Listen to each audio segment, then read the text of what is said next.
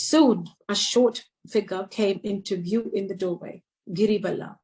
She was swathed in a cloth of dull, goldish silk in typically Indian fashion. She drew forward modestly and hesitatingly, peering slightly from beneath the upper fold of a Swadeshi cloth. Her eyes glistened like smouldering embers in the shadow of her headpiece. We were enamored by a most benevolent and kindly face, a face of realization and understanding, free from the taint of earthly attachment. It was free from the taint of earthly attachment. Meekly, she approached and silently assented to our snapping a number of pictures with our still and movie cameras. Patiently and shyly, she endured our photo techniques of posture adjustment and light arrangement. Finally, we had recorded for posterity many photographs of the only woman in the world who is known to have lived without food or drink for over 50 years. Most motherly was Giri Balla's expression as she stood before us, completely covered in the loose, flowing cloth, her hands and her tiny feet. Cloth, nothing of her body visible but her face with its downcast eyes, her hands and her tiny feet. A face of rare peace and innocent poise. A wide, child-like quivering lip, a feminine nose, narrow, sparkling eyes, and a wistful smile. Mr. Wright's impression of Giri Balla was shared by myself. Spirituality enfolded her like her gently shining veil. She proclaimed before me in the customary gesture of greeting from a householder to a monk. Her simple charm and a quiet smile gave us a welcome beyond that of honeyed oratory. Forgotten was our difficult, dusty trip. The little saint seated herself cross-legged on the veranda. Though bearing the scars of age, she was not emaciated. Her olive-colored skin had remained clear and healthy in tone. Mother, I said in Bengali, for over 25 years I have thought eagerly of this very pilgrimage. I heard about your sacred life from Siti Lal Nundi Babu. She nodded in acknowledgement. Yes, my good neighbor in Nawabganj. Excuse me. During those years, I have crossed the oceans, but I never forgot my early plan to someday see you. The sublime drama that you are here playing so inconspicuously should be blazoned before a world that's long forgotten the inner food divine. The saint lifted her eyes for a minute, smiling with serene interest. Baba. Baba knows best, she answered meekly. I was happy that she had taken no offense. No, one never knows how great yogis or yoginis will react to the thought of publicity. They shun it as a rule, wishing to pursue in silence the profound soul research. An inner sanction comes to them when the proper time arrives to display their lives openly for the benefit of seeking minds. Mother, I went on, please forgive me, then for burdening you with many questions. Kindly answer only those that please you. I shall understand your silence also. She spread her hands with a gracious gesture. I'm glad to reply insofar as an insignificant person like myself can give satisfactory answers. Oh, no, not, excuse me. Oh, no, not insignificant, I protested sincerely. You are a great soul. I am the humble servant of all, she added quaintly. I love to cook and feed people. A strange pastime, I thought, for a non-eating saint. Tell me, Mother, from your own lips, do you live without food? That is true. She was silent for a few moments. Her next remark showed that she had been struggling with mental arithmetic. From the age of 12 years, 4 months down to my present age of 68, a period of over 56 years, I have not eaten food or taken liquids. Are you ever tempted to eat? If I felt a craving for food, I would have to eat. Simply yet regally, she stated, with axiomatic truth, one known too well by a world revolving around 3 meals a day. But you do eat something. My tone held a note of remonstrance. Of course, she smiled in swift understanding. Your nourishment derives from the finer energies of the air and sunlight. and from the cosmic power which recharges your body through the medulla oblongata. Baba knows, again she acquiesced, her manner soothing and unempathic. What's wrong with me? Unempathetic. Mother, please tell me about your early life. It holds a deep interest for all of India and even for our brothers and sisters beyond the seas.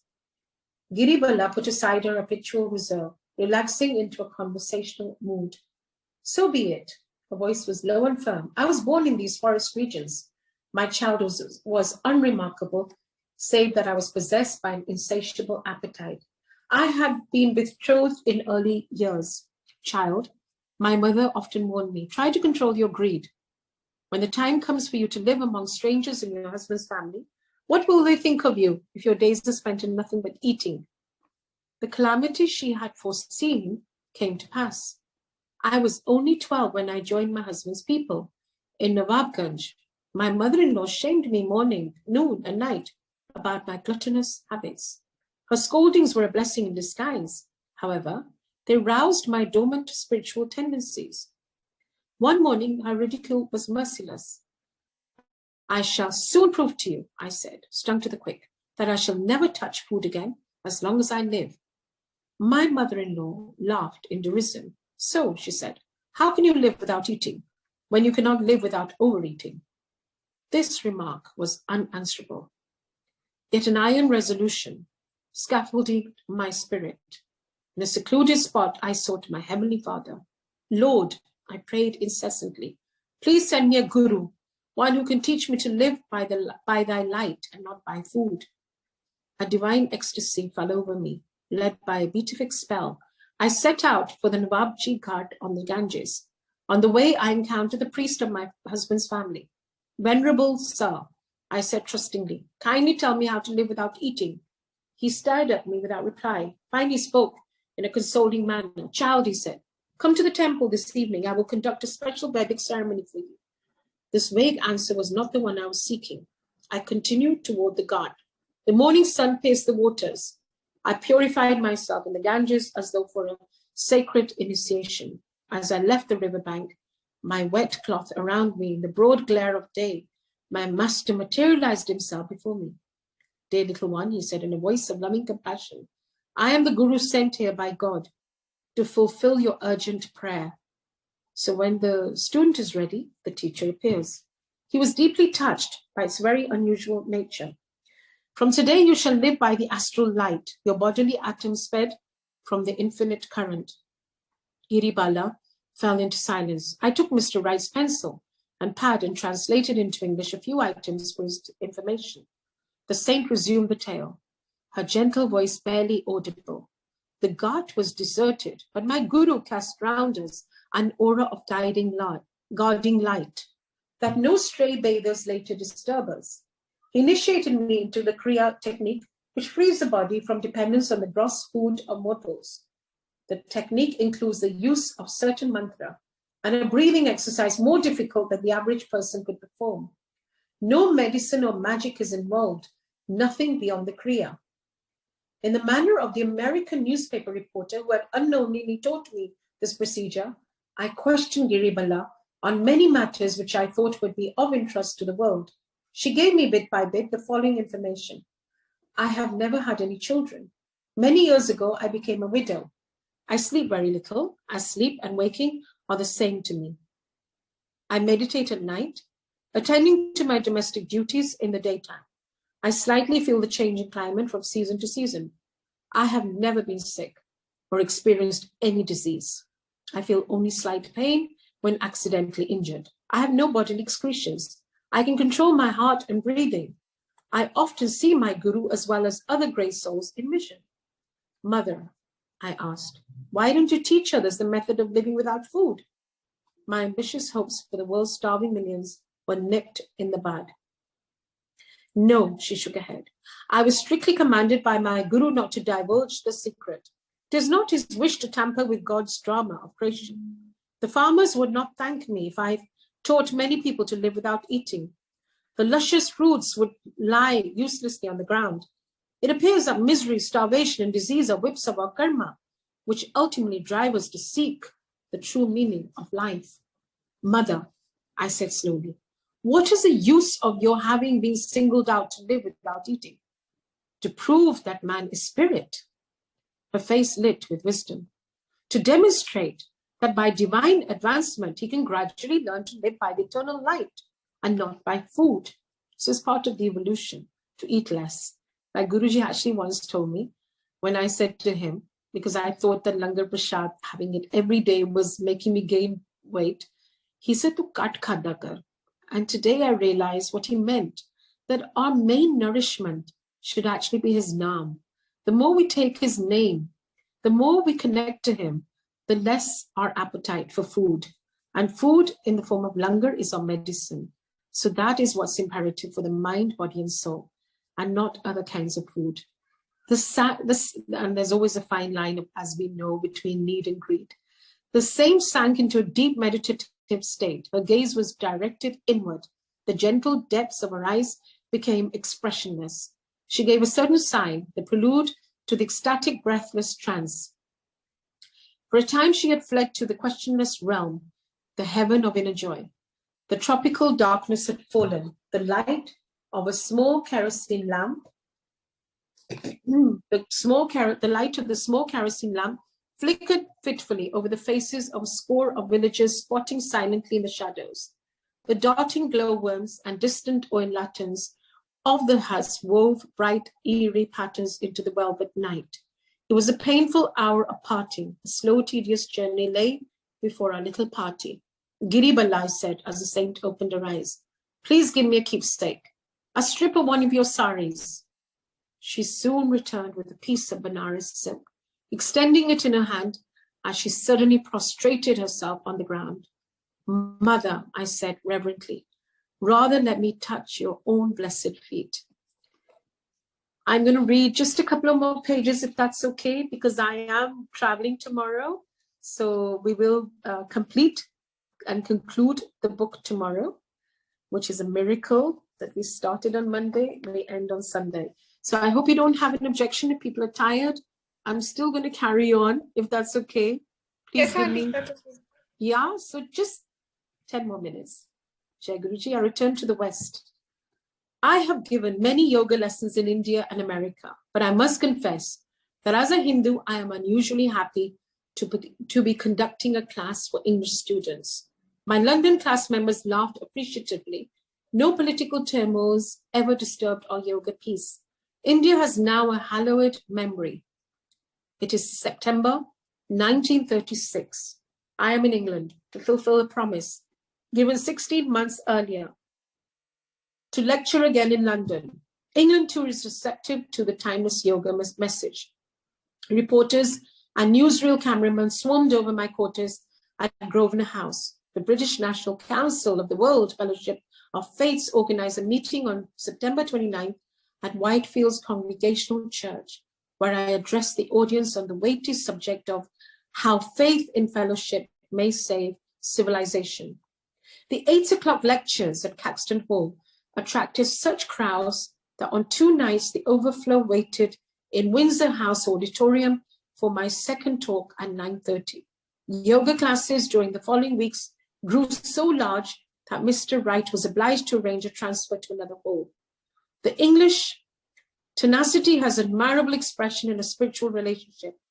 The London yoga students loyally organized themselves after my departure into a self-realization fellowship center, holding their meditation meetings weekly throughout the bitter war years. Unforgettable weeks in England, days of sightseeing in London, then over the beautiful countryside. Mr. Wright and I summoned the trusty Ford to visit the birthplaces and tombs of the great poets and heroes of British history. Our little party sailed from Southampton for America in late October on the Bremen.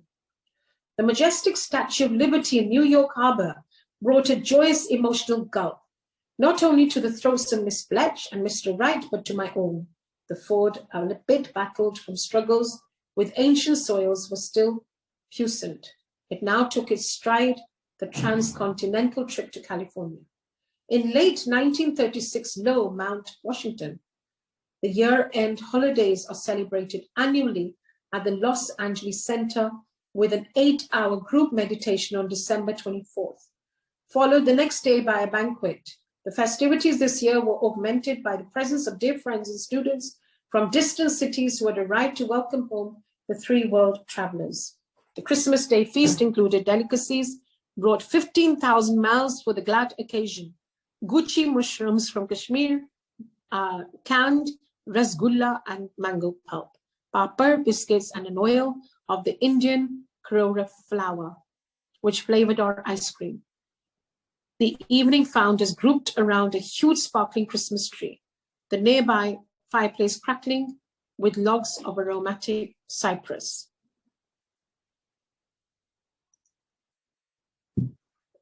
Gift time. Presents from the earth's far corners, Palestine, Egypt, India, England, France, Italy. How laboriously had Mr. Wright counted the trunks at each foreign junction, that no pilfering hand received the treasures intended for loved ones in America.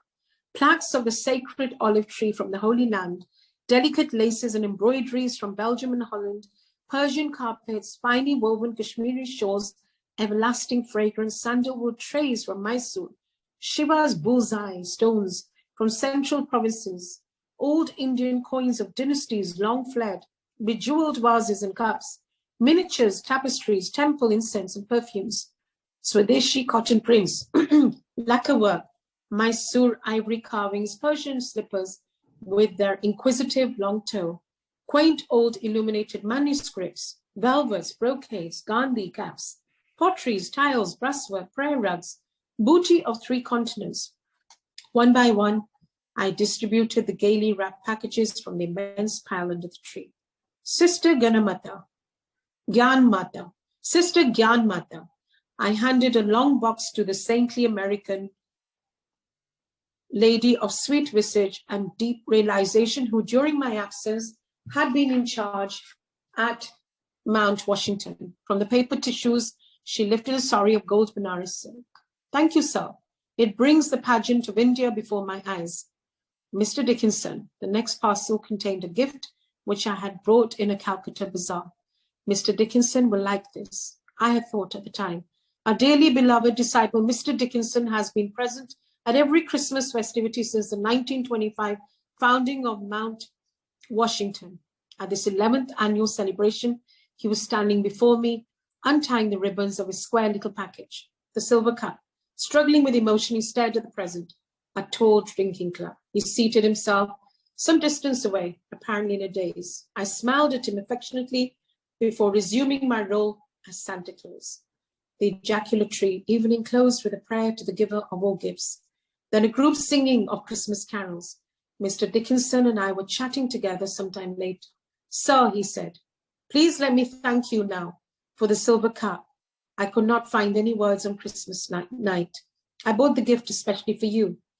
For 43 years, I have been waiting for that silver cup. It is a long story, one I have kept hidden within me. Mr. Dickinson looked at me shyly. The beginning was dramatic. I was drowning. My older brother had playfully pushed me into a 15-foot pool in a small town in Nebraska. I was only 5 years then. As I was about to sink for the second time under the water, a dazzling multicolored light appeared, filling all space. In the mist was the figure of a man with tranquil eyes and a reassuring smile.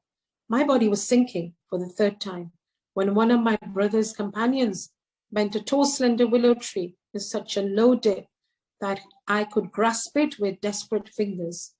The boys lifted me to the bank and successfully gave me first aid treatment. 12 years later, a youth of 17, I visited Chicago with my mother. It was 1893. The great world parliament of religions was in session. Mother and I were walking down a main street when again I saw a mighty flash of light. A few paces away, strolling leisurely along, was a man I had seen years before in vision. He approached a large auditorium and vanished within the door. Mother, I cried, that was the man who appeared at the time I was drowning. She and I hastened into the building. The man was seated on a lecture platform. We soon learned that he was Swami Vivekananda of India. We soon learned that he was the Swami Vivekananda of India. After he had given a soul-stirring talk, I went forward to meet him. He smiled on me graciously, as though we were old friends. I was so young that I did not know how to give expression to my feelings, but in my heart I was hoping that he would offer to be my teacher. He read my thought. No, son. No, my son, I am not your guru. Vivekananda gazed with his beautiful piercing eyes deep into my own. Your teacher will come later. He will give you a silver cup. After a little pause, he added, smiling, he will pour out to you more blessing than you are now able to hold. I left Chicago in a few years, Mr. Dickinson went on, and never saw the great Vivekananda again. But every word he had uttered was indelibly written on my inmost consciousness. Years passed. No teacher appeared. One night in 1925, I prayed deeply that the Lord would send me my guru. A few hours later, I was awakened from sleep by soft strains of melody. A band of celestial beings carrying flutes and other instruments came before my view. After filling the air with glorious music, the angels slowly vanished. The next evening, I attended for the first time one of your lectures here in Los Angeles. I knew then that my prayer had been granted. We smiled at each other in silence. For 11 years now, I have been your Kriya Yoga disciple. Mr. Dickinson continued. Sometimes I wondered about the silver cup. I had almost persuaded myself that Vivekananda's words were only metaphorical. But on Christmas night, as you handed me the square box by the tree, I saw for the third time in my life the same dazzling flash of light. In another minute, I was gazing at my Guru's gift, which Vivekananda had foreseen for me 43 years earlier, a silver cup. Wow. Fantastic 3 chapters.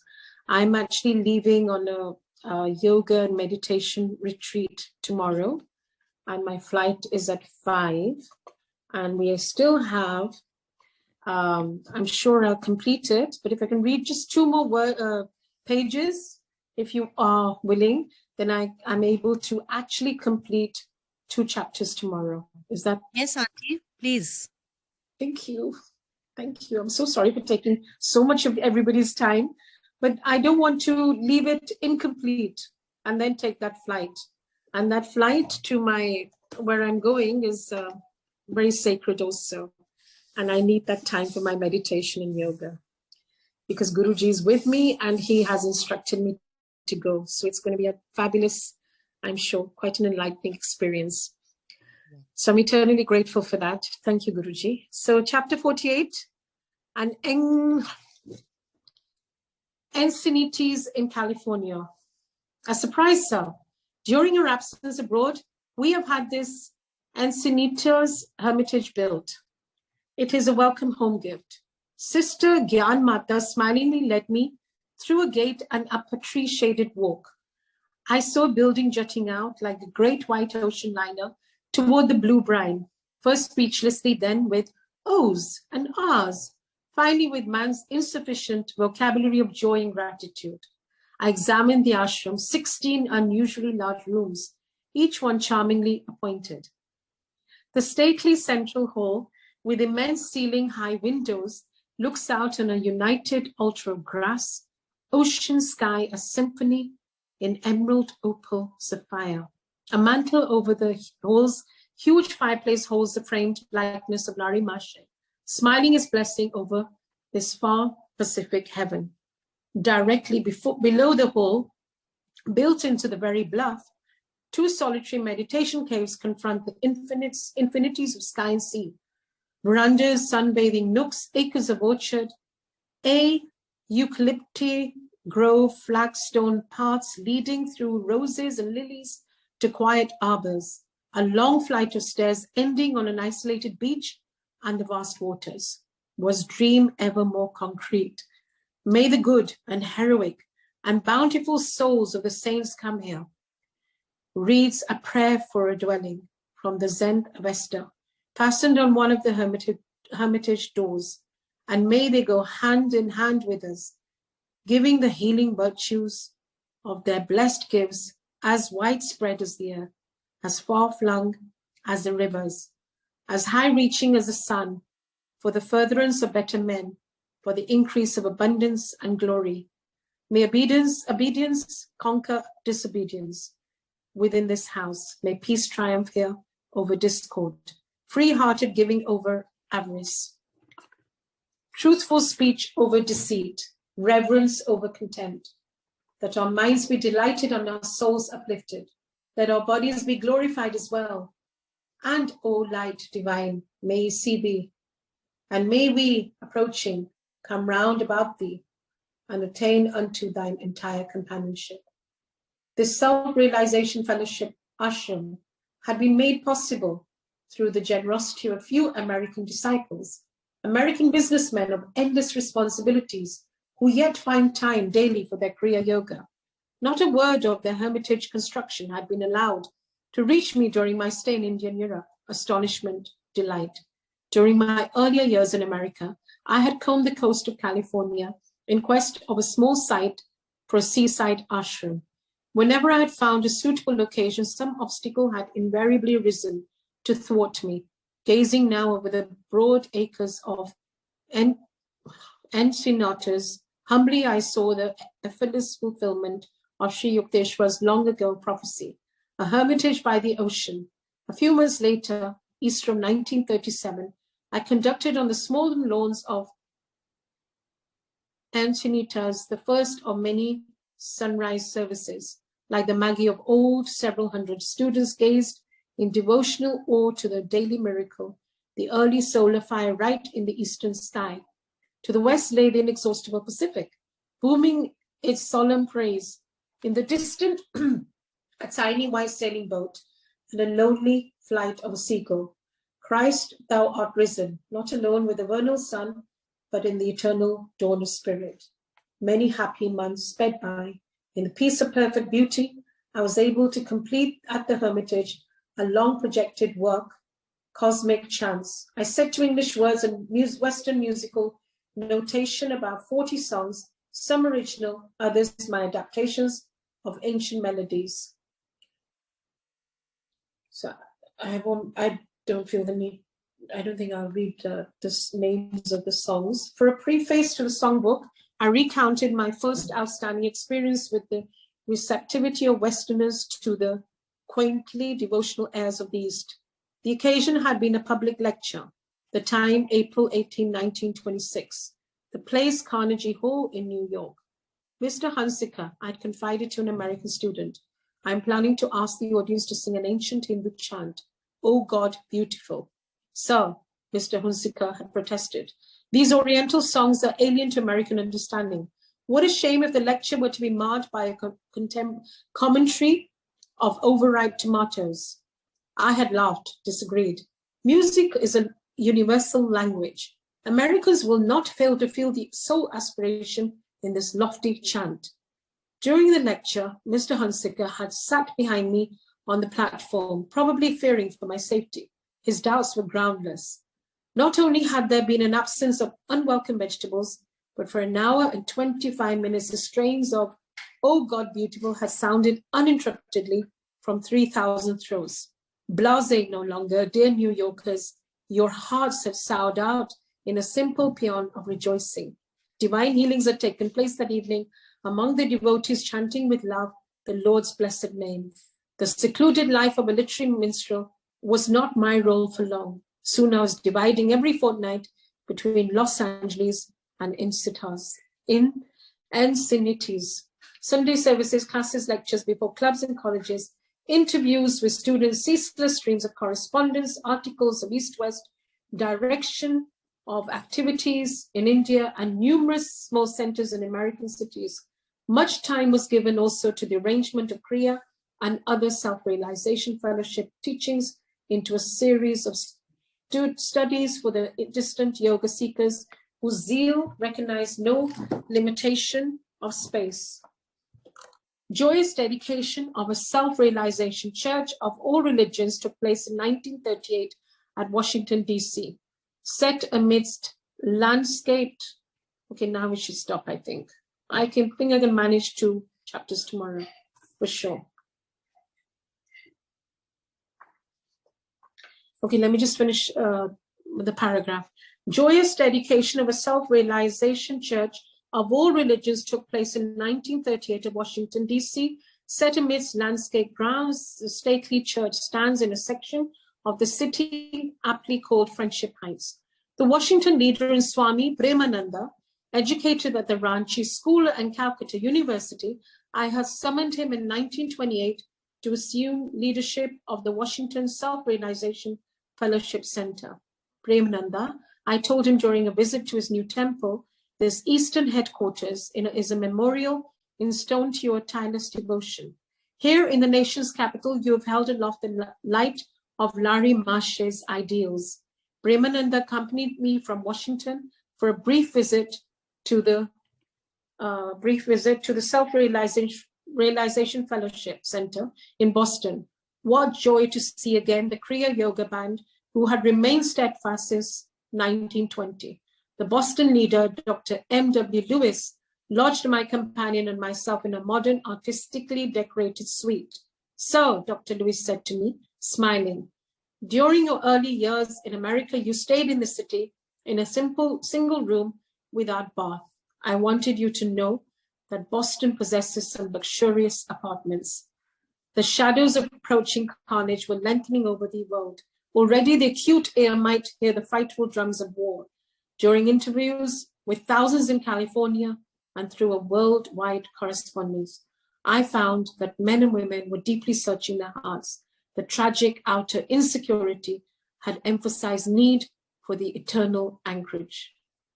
So thank you, and thank you for bearing with me for such a lengthy reading, but I am determined to complete it before I take that flight tomorrow. I don't want to leave anything undone. So, and Guruji wants me to complete this task before I start my next chapter in my spiritual journey, which is tomorrow. So I wish you a very happy, healthy, peaceful weekend.